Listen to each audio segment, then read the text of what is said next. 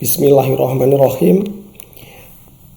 Kita masuk ke materi kuliah kita mengenai mata kuliah Managed Care. Dan teman-teman, setiap saya akan mengawali menyampaikan materi, saya akan menyampaikan satu slide yang saya harap slide ini menjadi penyemangat kita, menjadi pemicu semangat kita untuk sama-sama bergairah, sama-sama bersemangat untuk belajar. Jadi ini satu kutipan yang saya kutip dari Imam Syafi'i. Beliau menyampaikan bahwa jika kamu tidak kuat menanggung lelahnya belajar, maka kita harus menahan perihnya kebodohan. Jadi satu kalimat yang sangat inspiratif buat saya, agar saya pun selalu semangat untuk belajar, ya. Jadi ini satu slide yang semoga menggugah teman-teman, apalagi dalam suasana pandemi seperti ini. Rasanya kita tidak boleh berhenti untuk bersemangat belajar. Teruslah kita bersemangat untuk belajar, karena suatu hari agar kita tidak harus lelah, tidak harus perih menahan kebodohan, ya. Semangat ya teman-teman. Saya awali dari Managed Care, pengenalan awal, introduction-nya, ya.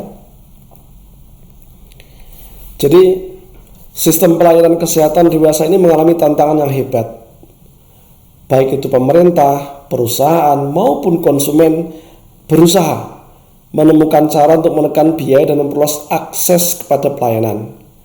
Jadi terkait dengan dunia kesehatan, terkait dengan layanan kesehatan, ada tiga tekanan, ada dua hal yang harus kita cermati, bahwa terjadi tekanan terhadap biaya semakin hari semakin membengkak. Lalu aksesnya, pemerataannya juga belum merata. Jadi ada daerah yang di mana akses terhadap kesehatannya mudah sekali. Ada daerah yang akses terhadap kesehatannya lumayan sulit gitu ya. Jadi pemerintah, perusahaan maupun konsumen menghadapi dua hal ini, ya. Biaya yang terus membengkak dan akses yang masih sangat terbatas, ya. Pada saat yang sama, selain biaya dan akses tersebut, ada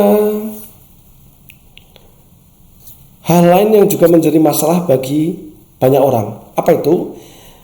Adalah ketidakpuasan terhadap penanganan medis serta kualitas pelayanan yang ada. Jadi kalau tadi kan masalah yang awal adalah kita semua berhadapan dengan biaya yang kesehatan terus membengkak, lalu akses pelayanannya yang terbatas.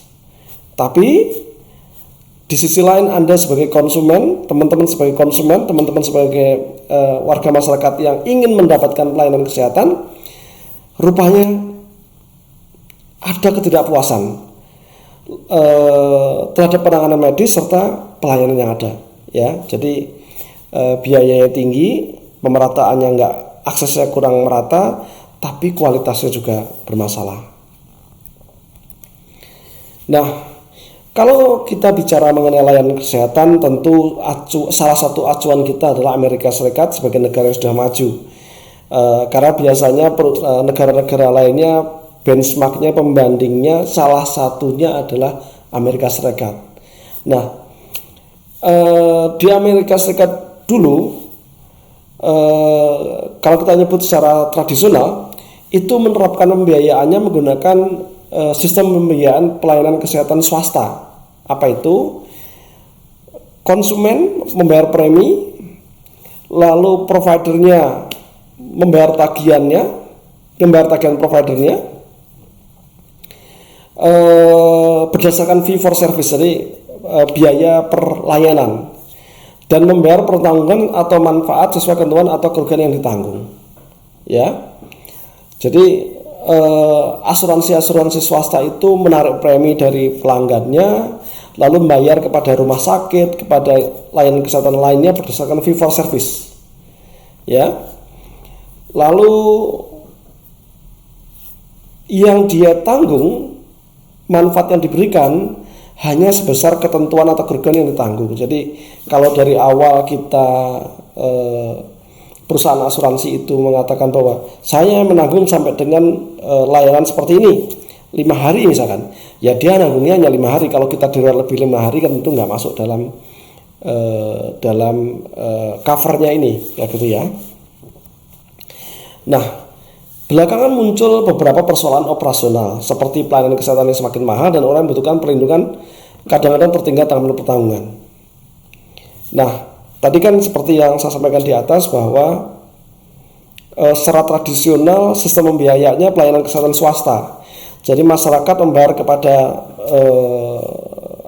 layanan kesehatan swasta berupa premi, lalu layanan kesehatan itu membayar kepada provider, misalkan pada rumah sakit atau apotek berdasarkan fee for service, dan besaran yang ditanggung, manfaat yang didapatkan oleh si pelanggan hanya sebesar kerugian yang ditanggung. Nah, suatu hari muncullah masalah karena biaya layanan kesehatan akan semakin mahal, ya, semakin mahal, sehingga tentu banyak hal yang tidak di cover, ya, dan banyak juga yang tidak ikut dalam sistem pembiayaan layanan kesehatan seperti yang sudah diikuti di Amerika. Nah, itu yang terjadi di Amerika, dan akhirnya masyarakat setuju bahwa kayaknya kalau dengan cara saya bayar ke perusahaan swasta, lalu nanti yang bayarin ke rumah sakitnya itu adalah perusahaan layanan kesehatannya itu, lalu yang di cover hanya sebatas ini, gitu ya. Masyarakat di Amerika waktu itu merasa memerlukan adanya pembaharuan, adanya perubahan dalam sistem pelayanan kesehatan, ya. Jadi itu tadi saya bayarnya semakin mahal, tapi yang nggak di cover semakin banyak, kira-kira seperti itu, ya. Nah, di saat pembaharuan pelayanan kesehatan terus berlangsung, sistem perusahaan swasta yang bebas di Amerika telah menyuburkan berkembangnya bentuk-bentuk baru penyelenggaraan dan pembiayaan pelayanan kesehatan. Jadi di saat pembaharuan mengenai bagaimana caranya sistem layanan kesehatan diperbaiki, yang semula warga yang ingin dapat layanan kesehatan baik membayar melalui swasta, lalu menuntut bagaimana cara adanya pembaharuan atau perubahan. Pada saat perubahan-perubahan itu terjadi, rupanya perusahaan-perusahaan di Amerika malah menumbuh suburkan bentuk-bentuk baru penyelenggaraan dan pembiayaan layanan kesehatan. Dan inilah cikal bakal yang dimaksud dengan managed care, ya. Jadi saya awali dari slide sebelumnya. Secara umum masalahnya adalah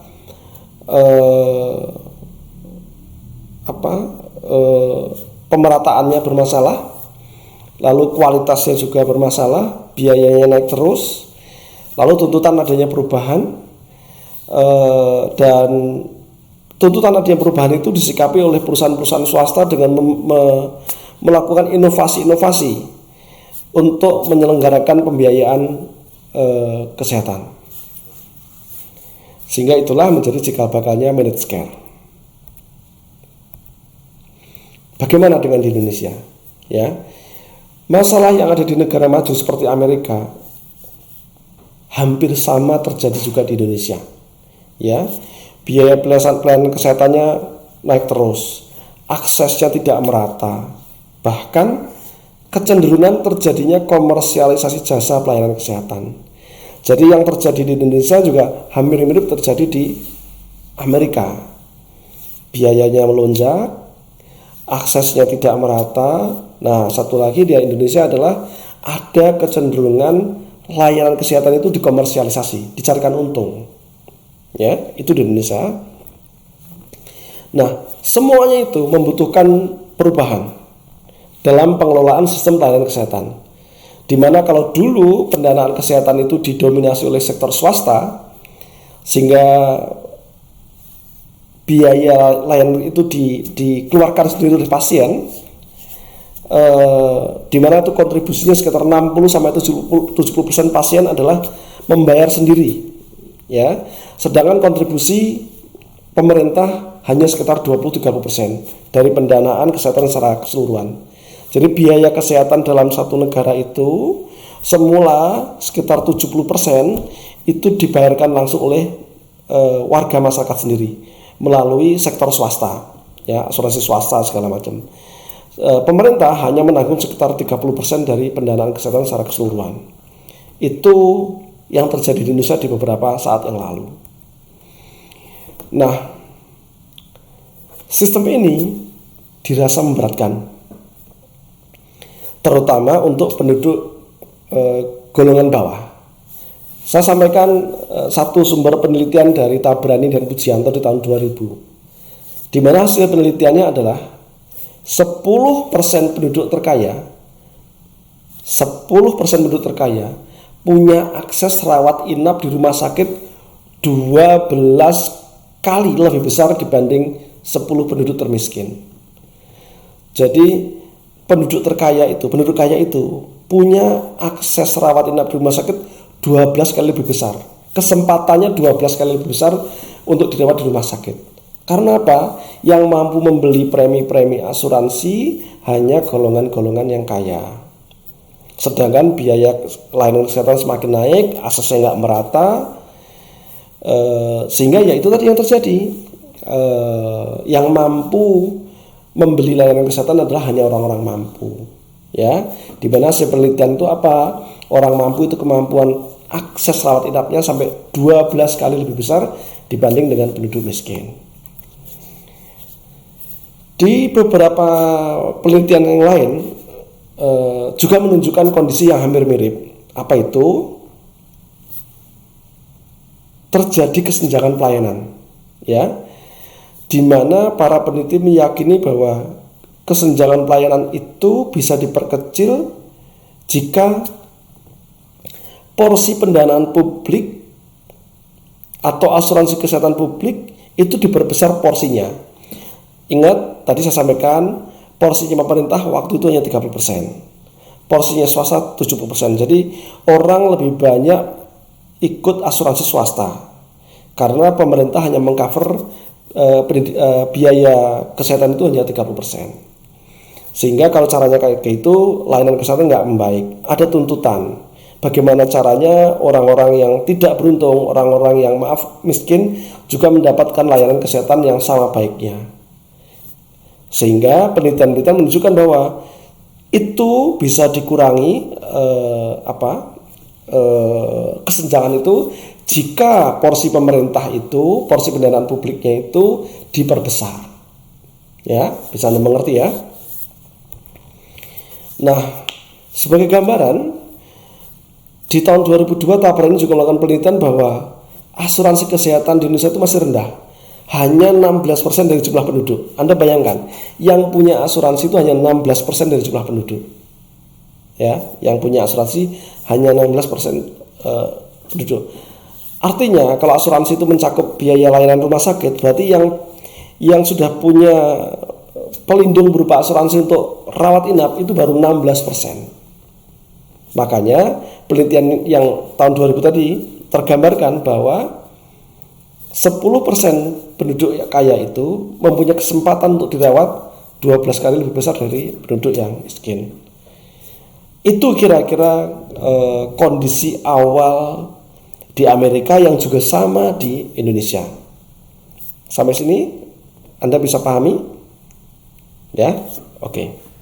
Lanjut ke slide berikutnya. Jadi kita di slide sebelumnya kita harus sampaikan bahwa hanya sekitar 16% warga masyarakat kita yang punya pelindung berupa asuransi kesehatan. Jadi teman-teman bisa bayangkan hanya 16% yang dari masyarakat kita yang punya akses kesehatan jika terjadi masalah dengan kesehatannya. Lalu melihat itu, teman-teman tentu tahu sekarang ada program BPJS Kesehatan. Dulu namanya Askeskin, asuransi kesehatan untuk masyarakat miskin. Lalu di tahun berapa saya lupa berubah menjadi Jamkesmas, jaminan kesehatan masyarakat. Tujuannya apa? Askeskin, Jamkesmas adalah itu adalah sebuah program jaminan kesehatan dari pemerintah yang tujuannya untuk membantu warga yang kurang mampu, warga yang tidak mampu agar tidak mendapatkan kesulitan mendapatkan pelayanan kesehatan yang memadai. Karena seperti yang tadi disampaikan, hanya 16% sebelumnya warga yang mampu mendapatkan pelayanan fasilitas kesehatan yang memadai, ditandai dengan kemampuannya di cover asuransi, ya. Nah, bicara BPJS Kesehatan, saya tunjukkan sedikit overview, sedikit gambaran mengenai bahwa peserta BPJS Kesehatan itu anggotanya, kepesertaannya pada April 2020 kemarin itu tercatat 223 juta, 223 juta jiwa peserta. Teman-teman harus tahu bahwa peserta BPJS itu terdiri dari PBI dan non-PBI. Apa arti PBI? Adalah peserta penerima bantuan iuran, jadi membayar pemerintah. Lalu peserta non-PBI, peserta yang tidak menerima penerima bantuan iuran. Nah, dalam skema BPJS, non-PBI itu, non penerima bantuan iuran itu, juga kita bagi dalam dua kategori. Kategori pertama adalah yang bersangkutan sebagai peserta BPJS mandiri. Ya, jadi dia bayar sendiri. Dia bayar sendiri iuran tiap bulan, seperti yang teman-teman sering mendengar, tiap bulan bayar iuran BPJS. Selain peserta BPJS mandiri, ada lagi peserta BPJS pekerja penerima upah. Jadi peserta BPJS yang statusnya pekerja, sehingga dia biasanya didaftarkan oleh kantornya, dibayarkan oleh kantornya, ya. Jadi saya sedikit ulang bahwa peserta BPJS itu terdiri dari peserta penerima bantuan iuran, di mana iuran itu dibantu oleh pemerintah. Lalu ada peserta non-PBI, peserta non penerima bantuan iuran. Peserta non bantuan iuran itu terbagi lagi menjadi dua. Ada yang peserta mandiri dan ada peserta BPJS pekerja penerima upah, PPU. Seperti itu gambarannya, ya. Jadi sampai dengan April 2020 kemarin total peserta BPJS itu sampai 223 juta jiwa. Nah, saya akan berikan gambaran pemanfaatan program Askeskin. Sengaja saya menyampaikan datanya adalah data tentang Askeskin, bukan BPJS, karena menurut saya lompatan utilisasi, lompatan penggunaan yang sangat tajam itu pada saat mulai berjalannya Askeskin, ya. Jadi luar biasa utilisasi penggunaan dari fasilitas kesehatan itu. Gambaran tersebut, tingkat utilisasi tersebut terlihat dalam data berikut ini. Saya mencoba mencari data tiga utilisasi. Apa itu? Mengenai rawat jalan, rawat inap, dan operasi jantung. Anda bisa melihat di tahun 2005 dan 2006 terjadi lonjakan luar biasa dari posisi dari utilisasi rawat jalan. Di mana tahun 2005 rawat jalan 1,4 juta warga masyarakat. Di tahun 2006 luar biasa, melonjak menjadi 6,9 juta warga masyarakat yang menggunakan fasilitas rawat jalan dengan memanfaatkan program Askeskin. Jadi Anda bisa lihat terjadi lonjakan luar biasa sampai dengan 392%, hampir 400%. Jadi bisa Anda bayangkan bahwa Askeskin itu meningkatkan utilisasi rawat jalan yang luar biasa. Sampai 392% kenaikannya. Berikutnya adalah rawat inap. 2005 masyarakat yang menggunakan menggunakan utilisasi rawat inap ada 562.000 orang yang menggunakan fasilitas rawat inap. Berapa di tahun 2006? Sampai 1,6 juta orang. Jadi terjadi peningkatan sebesar 184%. Luar biasa. Peningkatannya sampai 184%. 2005 ke 2006 atas penggunaan rawat inap. Lalu bagaimana dengan penggunaan fasilitas operasi jantung? Di tahun 2005 yang menggunakan fasilitas operasi jantung adalah 380 orang. Berapa di tahun 2006? 5.400 sekian orang. Luar biasa. Berapa persen kenaikannya? 676%. Anda bayangkan, warga masyarakat yang memanfaatkan program Askeskin untuk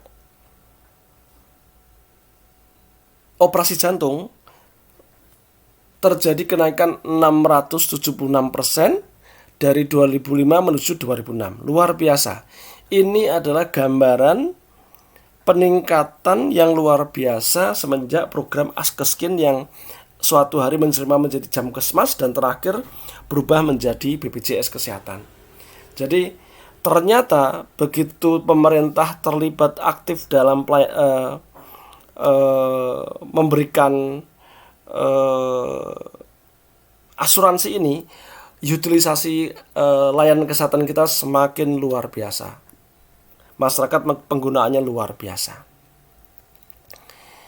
Nah, Anda sudah melihat bahwa semenjak ada Askeskin, akses pelayanan kesehatan meningkat luar biasa. Akan tetapi tentu peningkatan akses tersebut juga diikuti oleh peningkatan biaya yang luar biasa pula. Peningkatan biaya layanan kesehatan tersebut antara lain dipengaruhi oleh metode pembayaran fee for service kepada provider. Jadi biaya yang diberikan atas layanan yang diberikan oleh provider.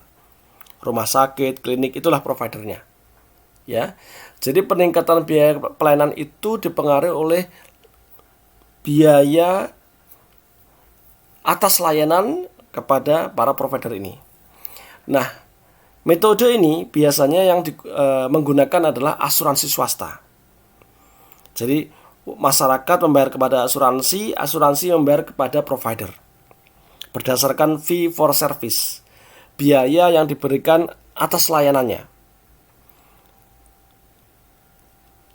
Lalu juga metode ini digunakan oleh masyarakat yang membayar dengan out of pocket. Jadi yang dibayarkan oleh masyarakat melalui kantongnya sendiri. Ya, jadi ini adalah salah satu hal yang mempengaruhi peningkatan biaya pelayanan kesehatan.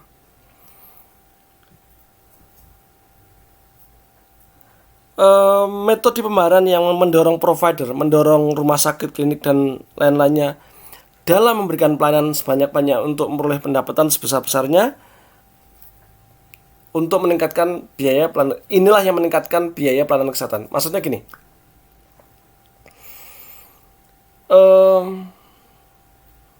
para provider, rumah sakit, klinik, dan lain-lain itu memberikan pelayanan sebanyak-banyaknya kepada masyarakat. Karena dengan pelayanan sebanyak-banyaknya, maka mereka akan memperoleh pendapatan juga sebesar-besarnya. Nah, tentu para provider ini akan berusaha memberikan pelayanan sebaik mungkin, sebanyak mungkin, agar pendapatannya tinggi. Inilah yang mendorong kenaikan biaya layanan kesehatan. Ya, Anda datang sebagai pasien, Anda datang sudah di-cover asuransi. Provider mengetahui bahwa Anda datang sudah di-cover oleh asuransi, maka dia akan memberikan pelayanan sebanyak-banyaknya. Karena dengan layanan dia sebanyak-banyaknya, provider tersebut, rumah sakit tersebut, klinik tersebut akan memperoleh pendapatan sebesar-besarnya. Urutan inilah yang menjadikan pelayanan kesehatan meningkat biayanya. Bisa dimengerti?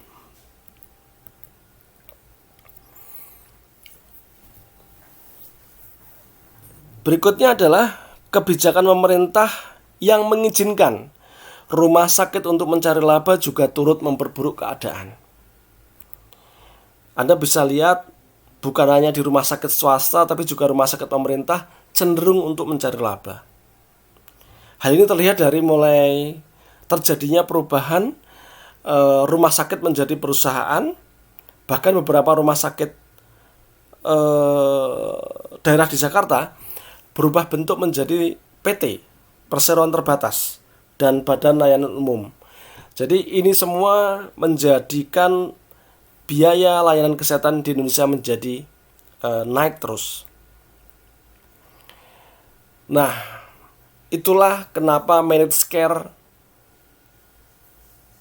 dalam beberapa waktu belakangan ini, dalam beberapa dekade terakhir ini, telah berubah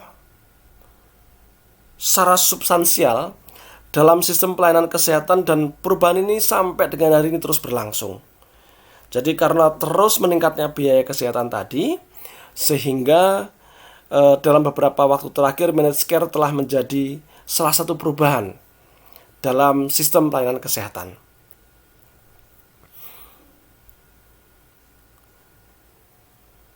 Seperti yang tadi disampaikan bahwa dalam beberapa waktu terakhir ini terjadi inflasi biaya layanan kesehatan. Untuk itu diperlukan strategi untuk memecahkan bagaimana layanan kesehatan itu bisa terjangkau tapi memberikan layanan kepada masyarakat sebaik-baiknya. Ya. Nah, managed care semakin berkembang sebagai sebuah jalan keluar yang berupaya untuk memecahkan masalah dan isu yang telah dikumpulkan di atas. Jadi akses layanan kesehatan yang belum merata, lalu inflasi atau kenaikan biaya layanan kesehatan yang terus menanjak, itu semua jalan keluarnya adalah penyelenggaraan managed care. Ya, managed care sebagai sebuah perubahan untuk mencari jalan keluar atas isu-isu pelayanan kesehatan. Anda bisa garis bawahi, jadi managed care adalah jalan keluar untuk memecahkan masalah dan isu yang terkait dengan layanan kesehatan, utamanya mengenai biaya layanan kesehatan. Nah, sekarang tentu Anda bertanya, apakah managed care itu? Managed care adalah konsep yang terus berkembang. Tidak ada definisi tunggal dari konsep ini yang dapat diterima oleh secara universal. Jadi tidak ada definisi pasti, tidak ada definisi tunggal. Karena memang konsep ini terus berkembang. Tapi di dalam modul ini kita mendefinisikan managed care sebagai sebuah sistem yang mengintegrasikan pembiayaan dan penyediaan perawatan kesehatan dalam suatu sistem yang mengelola biaya serta kemudahan dalam mengakses pelayanan bagi pesertanya. Jadi, sebuah sistem yang melakukan integrasi, melakukan penyatuan antara pembiayaan dan penyediaan perawatan kesehatan ke dalam sebuah sistem yang mengelola biaya serta kemudahan dalam mengakses pelayanan bagi pesertanya. Jadi bukan hanya mengenai menekan inflasi atau kenaikan biaya layanan kesehatan, tapi juga bagaimana menyediakan perawatan kesehatan sehingga biaya maupun kemudahannya akan terintegrasi. Itulah yang dimaksud dengan managed care. Lebih dalam kita bahas dalam sesi selanjutnya. Dan untuk materi pengenalan managed care saya rasa cukup. Terima kasih, sampai jumpa di sesi berikutnya. Wassalamualaikum warahmatullahi wabarakatuh.